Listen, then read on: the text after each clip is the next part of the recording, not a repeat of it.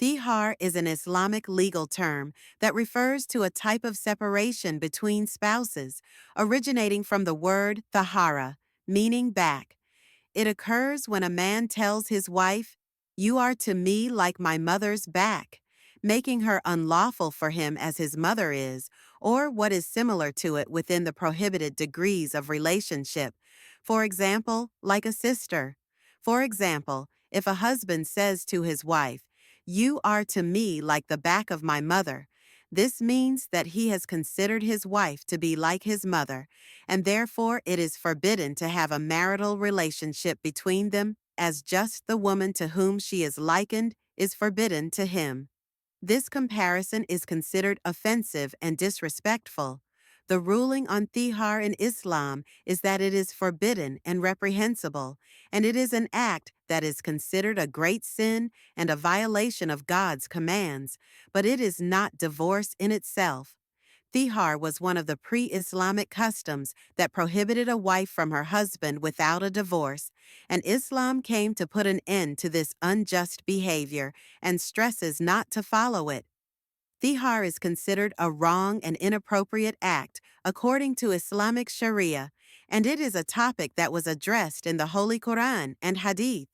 The Quran explicitly addresses Thihar in Surah Al-Mujadilah, verses 1 to 4, as the surah begins with the Almighty saying, "Certainly has Allah heard the speech of the one who argues with you, Muhammad, concerning her husband, and directs her complaint to Allah.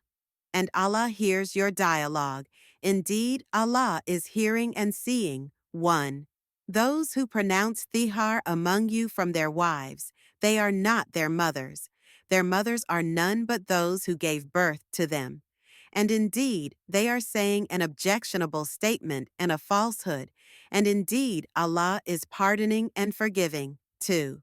According to these verses, Thihar is a sinful act and a lie, not a legal divorce, but a transgression requiring expiation before he can resume normal marital life with her. The expiation involves specific acts to be performed by the man. First, he must liberate a slave, a male or a female. If unable, he must fast for 2 consecutive months before resuming marital relations. If fasting is impossible, he must feed 60 needy people. This process emphasizes repentance and responsibility, highlighting the gravity of such statements. Thihar rules show Islam's move from antiquated practices to justice and reconciliation in marriage. The expiation serves as penance, ensuring the seriousness of the vow is understood and such words are not spoken lightly. Islamic law safeguards women's dignity and prevents the hasty dissolution of marriage, which is to protect women's rights in Islam.